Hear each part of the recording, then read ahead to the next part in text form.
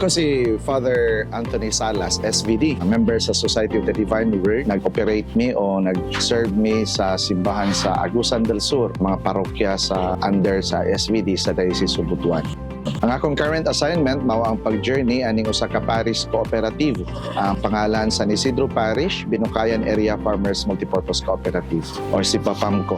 Nag-organize me sa mga farmers, especially sa pag-transition nila from conventional farming to sustainable agriculture using organic farming. Mauni nga facilities, itawag og Father Pio Eugenio SVD, post-harvest, pre- and post-harvest facilities and rice processing center. Mga 3 or 4 kilometers radius ra gyud ang mga members sa co-op ng ilang mga farms. Mao na nga kining services sa post-harvest facilities importante kaayo. Usa sa mga services sa co-op sa local community ug sa farmers, kami naga-maintain og 102 indigenous and organic rice varieties sa ang trial farm, napod may seed bank.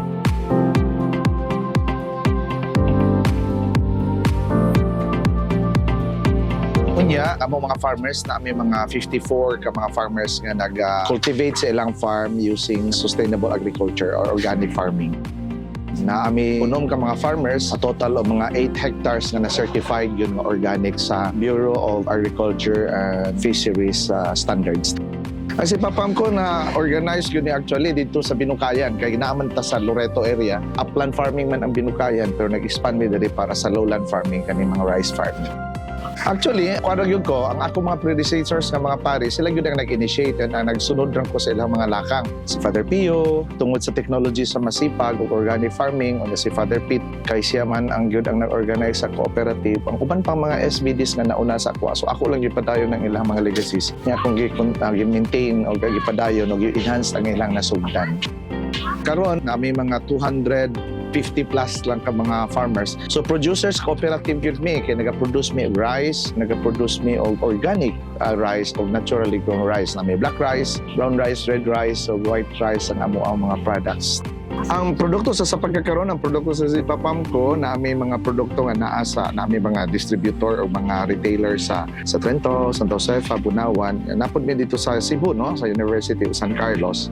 Tungod kay wala man 3-phase na kuryente, so ang among gikuha na lang is mag-generator set na lang karon nga maang suportahan jud siya. We can use generator set anytime, sa kay pwede man pud may magalin anytime. There are times nga wala gyud kuan ba burn out o nya hinay gyud kaayo, madilatar o sahay ang mga production, no, yung processing. So karon nga na generator we can use it bisag magabi.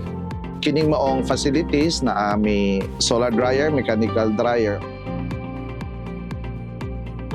O karon bago lang ramon na acquire ang compact rice mill gikan sa Alright.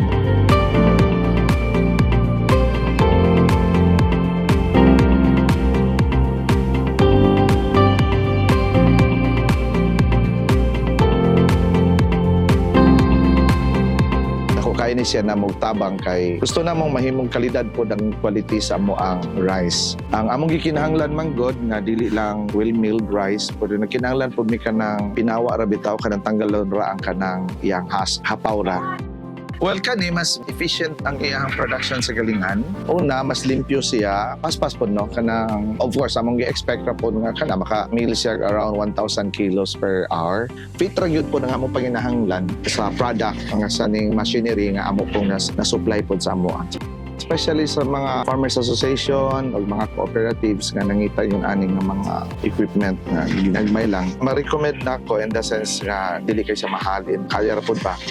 Ay mo pagsugod na mo, pero assured man po ta sa supplier nga na after sales support, na kanunay sila nga pwede mo mutabang in case kung unsay magkuan. Especially ang after sales good, ang spare parts, ang wear and tear nga mga gikinahanglan. So importante kaayo kayo. Ubang mga supplier mawala na guman ni bayad, di na nimo sila makontak.